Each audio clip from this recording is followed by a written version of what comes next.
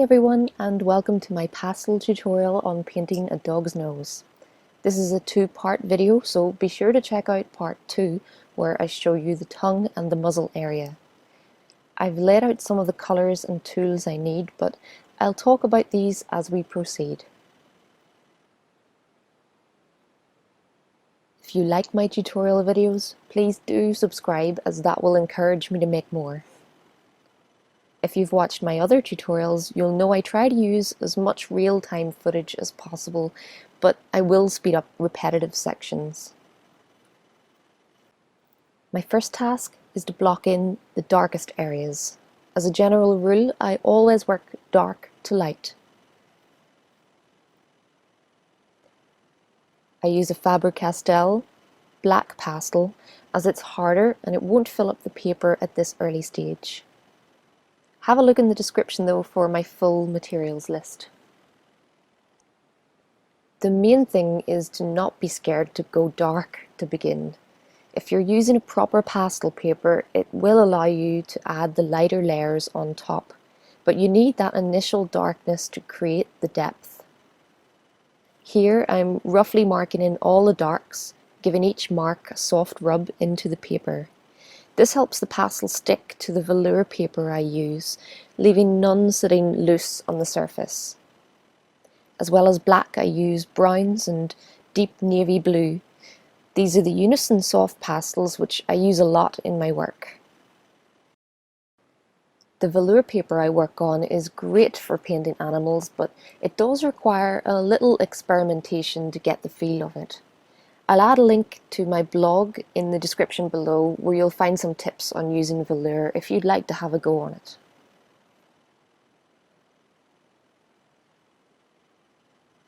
My next layers will be some mid-tones. Purples and fleshy pinks are always useful for noses. This colour, Unison BE23, is one I find really useful. Also, BE21 is a great fleshy tone which I use a lot, even in people portraits.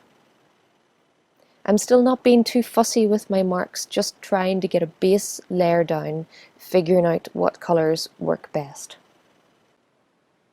You can see that a lot of my pastels are just fragments of the larger sticks. They wear down naturally, but I also break them when I need sharp edges.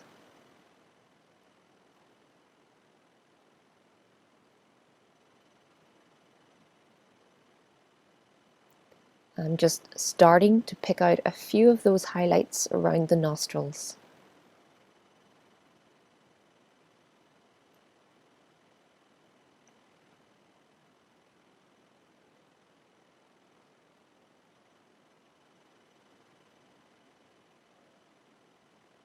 There's always some highlighting on that rim below the nostrils, but in this case it's not very pronounced. The light in the photo is coming from above, so most of the nose is in shadow. I also make use of some Faber Castell Pitt pencils. Here I'm going back into my darks, which you'll see me do several times, constantly tweaking the shape of those nostrils and strengthening the darks.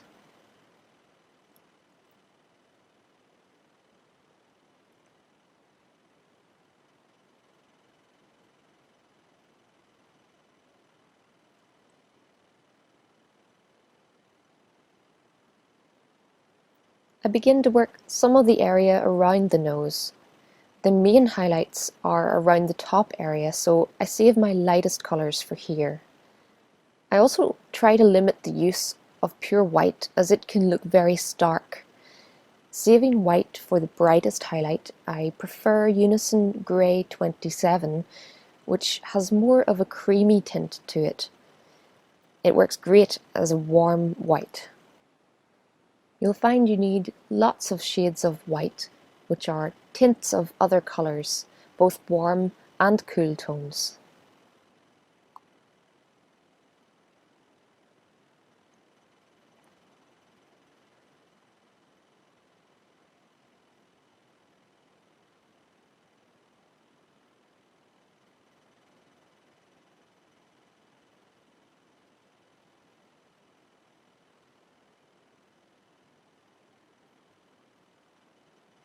You can see I make very small marks, almost like dots, as the fur around the muzzle is very short.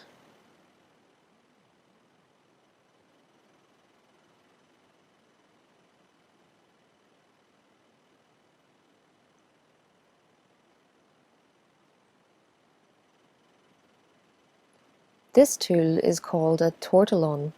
It's just made from paper and it's useful for blending small hairs when fingertips are too big and blunt for the job. They're very cheap and definitely a good pastel tool for creating detail.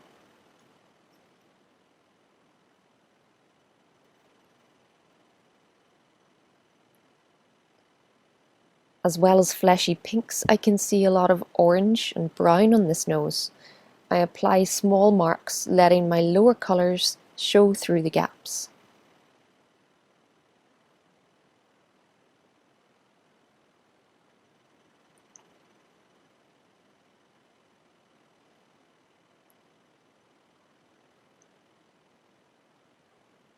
Again, some tweaks with the pastel pencil, making those dark areas as dark as they can be and constantly correcting the shape of the nostrils.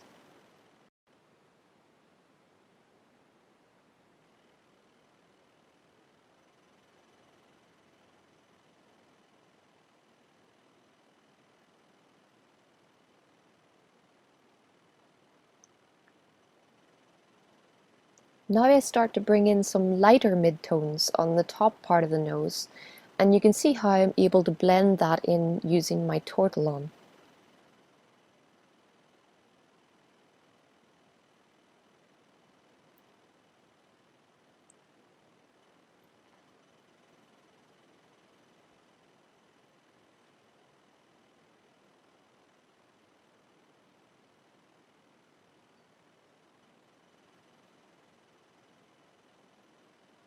I strengthen these highlights below the nostrils again, and that really starts to give it some form.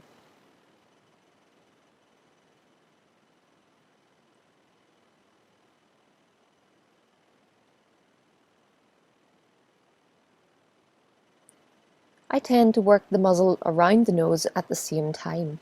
This area is in shadow, so I'm using something like Unison A31, a very light lilac. I drag my marks out from the nose, leaving space between where you can see my earlier dark marks. All the time I gently blend those with my finger. I use a slightly darker lilac right below the nose where it's darkest.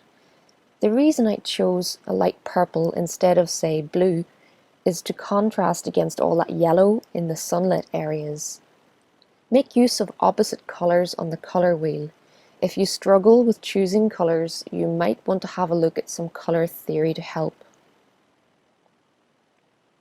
So, back onto the nose, and I'm beginning to add some of my highlights.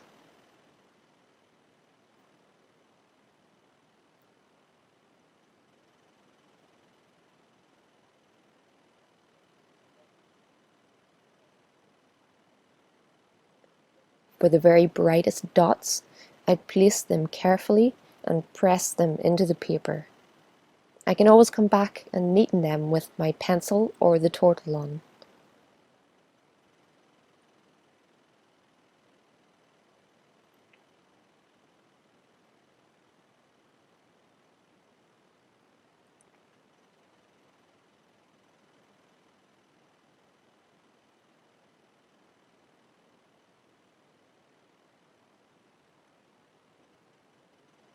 I also use some green on the parts of the nose that reflect the ground as he's sitting in grass.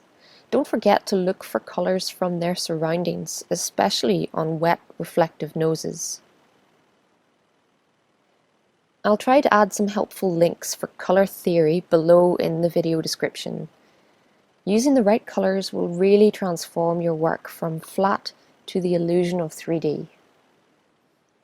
When you use pastel, you do need a good range of colours to get started, and sometimes it's hard to know what colours to buy. There are many brands, but you've heard me mention Unison a lot as they're my favourite. I've created some sets for Unison which are aimed at painting animals. If you're a beginner in pastel, it might be an idea to have a look at those colours, and even if you can't buy a full set, you could add some individual sticks to your existing collection. Again, I'll add links for all of this in the description. You can see now I start to add a little more texture to the nose, and I'm using the pencil to create some of those dots in the shadows. Adding some more highlights and strengthening the brightest marks.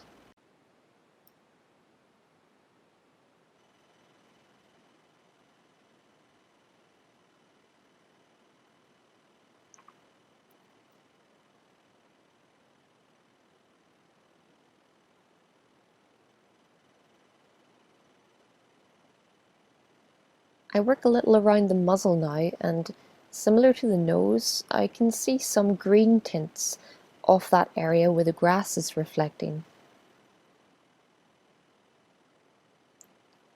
I'll not finish the muzzle in this video, but be sure to check out part 2 where I move down to the mouth and the tongue.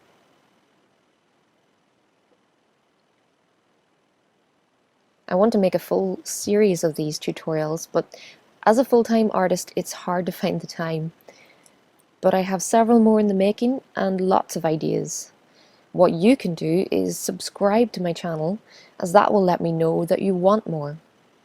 I'd also love to hear from you in the comments below with any requests for future tutorials.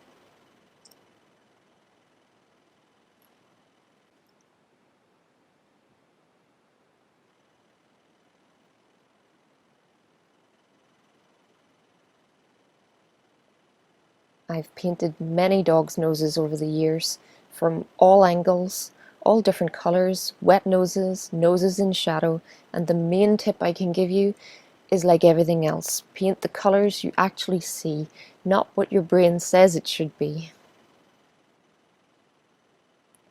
Thank you so much for watching. I really hope you take something useful away, and happy pasteling!